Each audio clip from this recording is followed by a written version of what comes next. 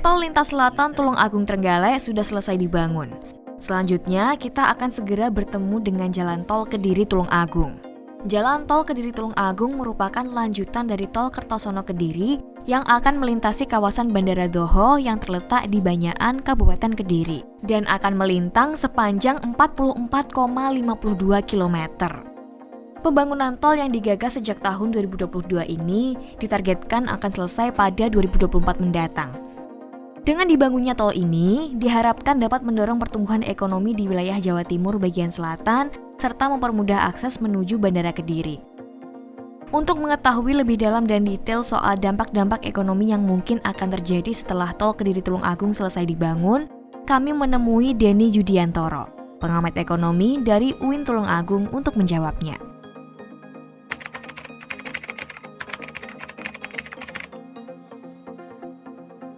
Oke, jadi saat ini memang kalau kita melihat angka secara nasional, inflasi sudah terkontrol, pertumbuhan ekonomi juga bagus, BI 7 Days Repo Rate juga luar biasa bagus. Ya, hal ini menunjukkan bahwa perekonomian sudah mulai membaik. Kalau kita ngomong tentang perekonomian di Tulungagung gitu kan, bagaimana yang terjadi saat ini, kalau kita melihat di beberapa pasar, di beberapa tempat usaha sudah bisa dikatakan berjalan normal seperti sebelum pandemi. Dan ini menjadi sebuah hal positif di mana ketika nanti pertumbuhan ekonominya bagus, geliat ekonominya menjadi luar biasa, masyarakat juga akan menikmati imbasnya. Apa imbasnya? Bahwa yang namanya cash flow keuangan, perputaran uang juga nanti akan semakin lancar.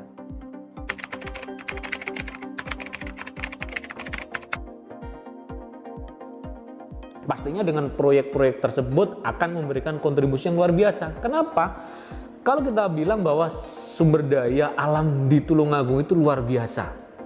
Sumber daya alamnya bagus, kemudian ada banyak sekali pantai, ada banyak gunung yang pastinya itu bisa menjadi salah satu daya tarik wisatawan, baik itu dari luar kota ataupun luar negeri, dengan adanya JLS, kemudian Selingkar Wilis dan juga jalan tol. Harapan ke depan pelaku usaha juga akan bisa bergeliat. Kenapa? Dengan adanya jalan tol dan jalur lintas selatan, pastinya ketika mendatangkan wisatawan datang, sektor ekonomi UMKM, makanan minuman, hotel, restoran itu juga akan bergeliat. Kenapa kok bergeliat? Karena yang namanya pariwisata itu ditopang dengan sektor-sektor yang lain. Strateginya apa? Ya pastinya ada yang namanya konsep pentahelix. Apa itu konsep pentahelix? Sebuah kolaborasi yang bagus antara 5 lembaga.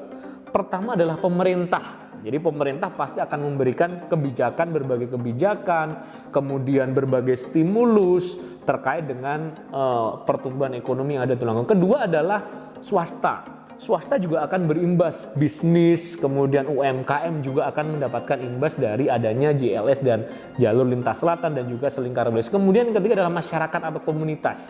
Ini juga akan menjadi elemen yang harus berkontribusi terhadap perkembangan ekonomi di Tulungagung ketika nanti jalur lintas selatan dan juga jalan tol sudah mulai nyambung ke Tulungagung. Yang keempat adalah media. Media cetak, media elektronik, media sosial juga harus mensupport perekonomian yang ada di Tulungagung. Yang terakhir adalah akademisi.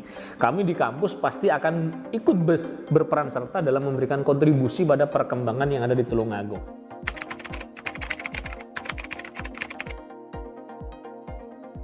Pastinya UMKM harus melakukan 4 hal. Pertama adalah adaptif. Jadi UMKM itu harus adaptif. Apa yang masuk di Tulungagung, hal apa yang ada di Tulungagung, UMKM harus cepat belajar dan mengadaptasi. Termasuk dengan perkembangan teknologi. Kita menjual dengan cara digital, kita menjual dengan cara online adalah salah satu strategi UMKM untuk adaptif. Kedua, responsif. Nah, jadi ketika ada berbagai peluang yang ada di masyarakat, UMKM juga harus merespon dengan cepat.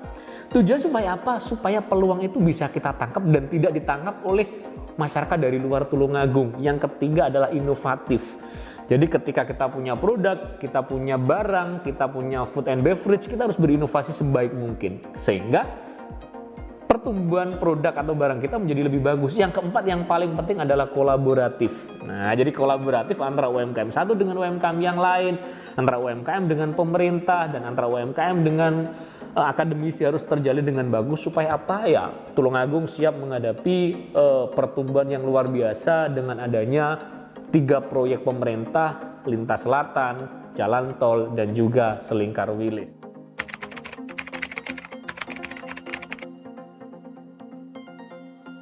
Ketika saya melihat sumber daya, saya banyak sekali keluar di masyarakat, di pelaku usaha. Memang permasalahan utama dari UMKM khususnya sektor mikro dan ultra mikro adalah masih belum bisa adaptif dan responsif terhadap perkembangan teknologi. Dan inilah yang menjadi sasaran kita sebagai akademisi. Jadi akademisi banyak sekali PPL, KKN di lapangan, mereka mengedukasi masyarakat terkait dengan teknologi dan digitalisasi. Kenapa? Karena sekarang yang namanya jualan produk tidak hanya secara konvensional. Meskipun nanti jalur lintas selatan terhubung, jalan tol terhubung, kita juga harus memberikan akses digital. Contoh sederhananya apa? Ketika kita punya warung, ketika kita punya toko, usahakan kita terkoneksi dengan Google Map. Nah, itu adalah hal yang sederhana. Banyak sekali pelaku UMKM yang ada di Tulungagung belum sadar itu, bahwa mereka tidak menandai tokonya, warungnya, tempat makannya di Google Map. Padahal itu penting. Kenapa? Bayangkan pelancong dari luar kota ketika datang ke Tulungagung, mereka mencari produk, mencari souvenir, mencari oleh-oleh, pasti yang menjadi rujukan pertama adalah Google Map. Kedua, harus ada yang namanya tempat di mana UMKM nanti bisa berkumpul. Di sini pemerintah juga sudah mensupport, ada di Kranasda, ada Plut UMKM. Dan nanti saya yakin ketika ada JLS, nanti pemerintah juga akan membangun sentra-sentra UMKM di sana. Untuk apa? Untuk memperkenalkan produk mereka kepada orang luar daerah, sehingga ketika mereka nanti sudah kenal dengan produk mereka, ketika mereka beli tinggal masuk di platform digital atau melalui marketplace seperti itu. Dari Tulung Agung, Lukman Hakim melaporkan.